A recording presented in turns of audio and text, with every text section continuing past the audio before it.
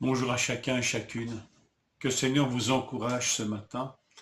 Et si en cette journée le doute s'installe dans mon cœur, même à l'égard du Seigneur, qu'il puisse me fortifier et me rappeler combien il est proche et combien il est au-dessus de tout. Matthieu 28, verset 17. Quand ils le virent, ils se prosternèrent devant lui, mais quelques-uns eurent des doutes. Quand ils le virent, ils se prosternèrent, mais quelques-uns eurent des doutes. Les doutes pendant l'adoration. Ça nous semble incroyable, n'est-ce pas? Surprenant que de voir les doutes s'exprimer dans des circonstances pareilles. Pourtant, ces doutes n'empêchent pas le Seigneur de leur confier un mandat extraordinaire. Allez, faites de toutes les nations des disciples. Pourtant, ces doutes, ils mettent en évidence peut-être la réalité de la résurrection. Combien cette résurrection de Jésus vient heurter leur sens commun, comme il vient heurter le nôtre. Les crucifiés ne reviennent jamais à la vie. C'est une loi physique, nous en sommes imprégnés, c'est une réalité qui touche toutes nos fibres. La résurrection n'est pas possible. Pas plus d'ailleurs que les hommes ne marchent sur les eaux. Dans le récit de Matthieu, où Pierre se met à marcher sur les eaux en allant à la rencontre de Jésus, en fait, il est là dans une expérience tangible. Il marche sur les eaux et pourtant, le texte nous dit, aussitôt Jésus étendit la main, le saisit et dit « Homme de peu de foi, pourquoi as-tu douté ?» Ce récit de Pierre marchant sur les eaux, il rejoint celui des apôtres regardant Jésus. Ils sont en train d'expérimenter, ils sont comme tiraillés entre deux expériences, leur sens commun qui leur dit les morts ne ressuscitent pas, l'homme ne peut pas marcher sur les eaux, et pourtant, par tout leur sens, ils éprouvent une autre réalité. Jésus est ressuscité et Pierre se met à marcher sur les eaux. Extraordinaire. Tous ses sens le disent à Pierre qu'il est en train de marcher sur l'eau. Et pourtant, à un moment donné, son sens commun l'emporte. L'homme ne marche pas sur les eaux. Alors, doutant, il commence à sombrer. Mais le texte nous dit que Jésus le saisit par la main. Les apôtres sont saisis, sont dans la même tourmente. Ils sont divisés entre leur sens commun qui leur dit qu'on ne ressuscite pas des morts. C'est leur expérience commune, et l'expérience commune de tous les hommes. Et ce qu'ils voient pourtant, ce qu'ils touchent, ce qu'ils entendent, Jésus est vraiment ressuscité. Alors, ils expérimentent, ils touchent, ils voient ce qui est anormal. Alors ils sont bien sûr perturbés.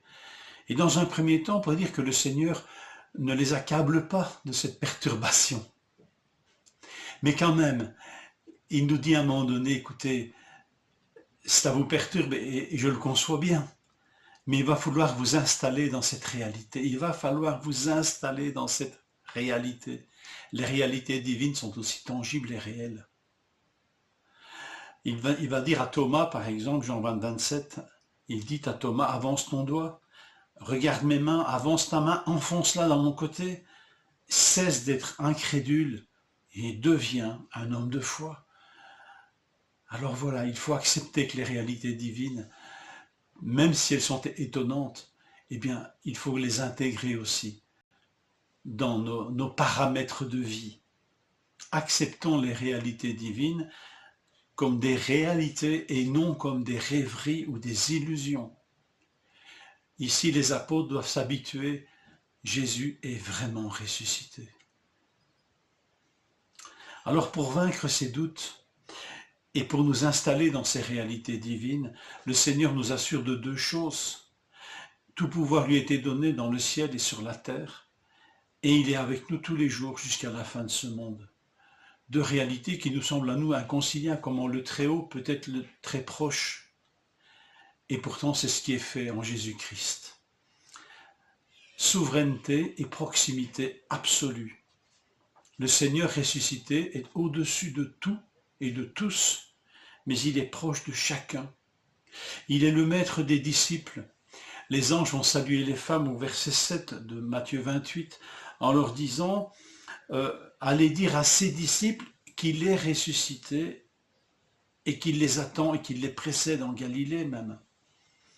Et puis, 2 versets plus loin, le Seigneur rencontre les mêmes femmes et leur dit, allez dire à mes frères de se rendre en Galilée, dit le Seigneur aux mêmes femmes. Il est le Seigneur des disciples, mais il est leur frère aussi.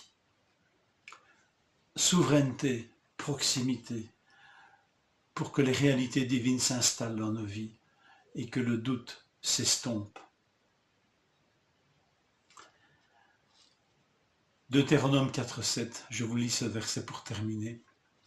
Quelle est en effet la grande nation qui est des dieux aussi proches d'elle que l'Éternel notre Dieu l'est de nous, toutes les fois que nous l'invoquons. Quelle est la nation qui est un Dieu si proche que l'Éternel? Et c'est la réalité que Jésus met en évidence, que la résurrection de Jésus met en évidence. L'Éternel, le Dieu très haut, le Dieu souverain, en son Fils, reste aussi le souverain, mais il est le tout proche. Que le Seigneur nous encourage et nous fortifie, quelles que soient nos circonstances, quels que soient nos doutes. Opposons à ces doutes la souveraineté de Dieu et sa proximité avec nous. En Jésus-Christ, le ressuscité. Bonne journée.